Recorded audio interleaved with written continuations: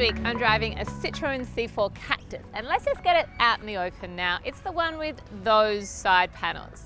Now, I've never driven a Citroen before, and I know you've got a zillion questions, so I'm going to attempt to answer them today.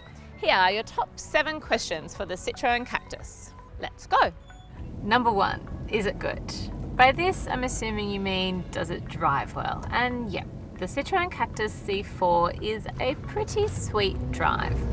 It's an auto, but it feels like a manual, which I kind of like, and it's got a 1.2 litre petrol engine. Doesn't necessarily have a lot of power, but it has a lot of zip, so I can zigzag through traffic really easily.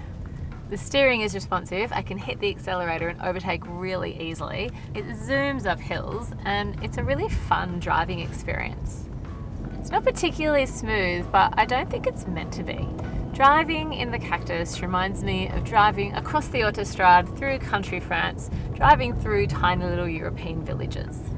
It's so easy to manoeuvre and park. I had no trouble squeezing into tight parking spots throughout the city all week, and it's got a really efficient parking camera. If it were a celebrity, it would be Anna Kendrick. You know, cute, little, zippy, great to talk to in short bursts at a party, but probably not the ideal marathon partner. Number 2, does it look good? Well, on the outside, there's no doubting that it's quirky and cool. Yes, it's a tiny bit weird, but it's also distinctive. And if I was comparing it to other cars, I'd put it up against a Toyota CHR and a Hyundai Kona. They're also both unique in looks, and they're in the same size class. The Citroen will get you noticed. Whether you like that or not is up to you.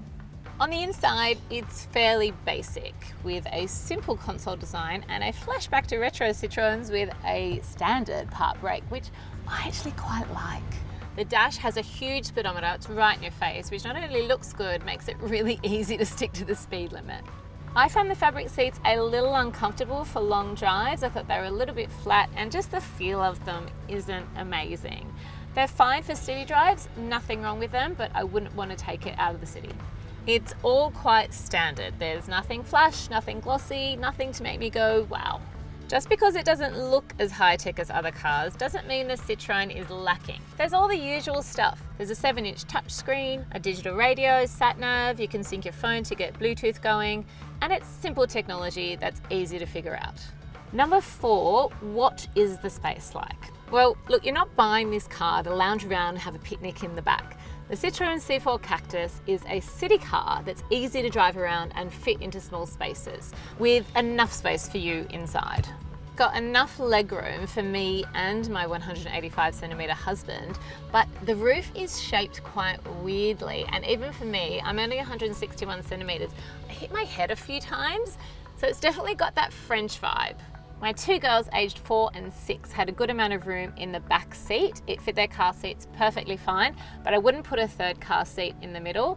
The back does have a bit of visibility problems with a booster seat in it though.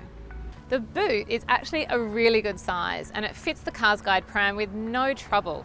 The CHR and the Kona also fit the Cars Guide prams, but this car actually lets you fit in other bags as well, which the others don't. And the Mazda CX-3 doesn't even fit the Cars Guide pram. Number 5, how easy is it to use every day?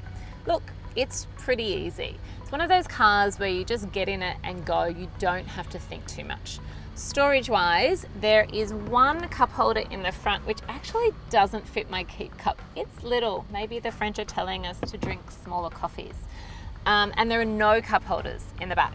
The front doors have large storage pockets. It's not exactly a bottle holder, but a bottle will fit in it lying down. I can also fit my makeup bag on top of the park brake, which I used to love doing in older cars, so I really like that. I know other people will think, oh, what about, you could have something super fantastic here. I just want to fit my makeup bag there. It's easy enough to get the kids in and out because it is higher than a hatchback, so you don't have to bend down too drastically. But there are no rear air vents on the back here. And I know it's a small SUV, and every other small SUV does not have rear air vents either, but I just think they should. The biggest complaint I had about this car actually came from my 4-year-old daughter, who couldn't figure out how to open her window because it didn't open. I had to work it out, and I realized it was an awning window, which was a deal breaker for us. And I know that's a subjective thing. I happen to have a daughter who loves opening and closing her window.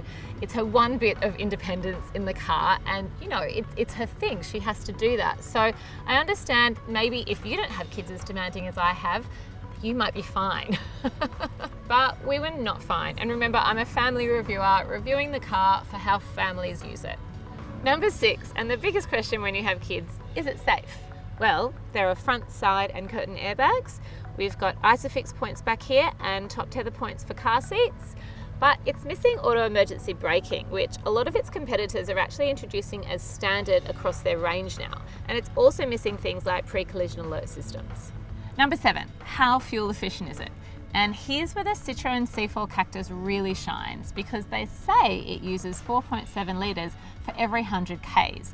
And that's almost 2 litres less than a Toyota CHR or a Hyundai Kona. So it's really good. All in all, the Citroën C4 Cactus surprised me with a fun drive, and I thought it was a cute, quirky car to get around town in. It's not great for my family of 4 because of the back windows, but if your family is you and your 13-year-old son who sits in the front, or you spend most of your time driving in small streets, fitting into little parking spots, then it's a cool, nifty car that will get you around with no trouble, less fuel than a regular SUV, and more space than a hatch.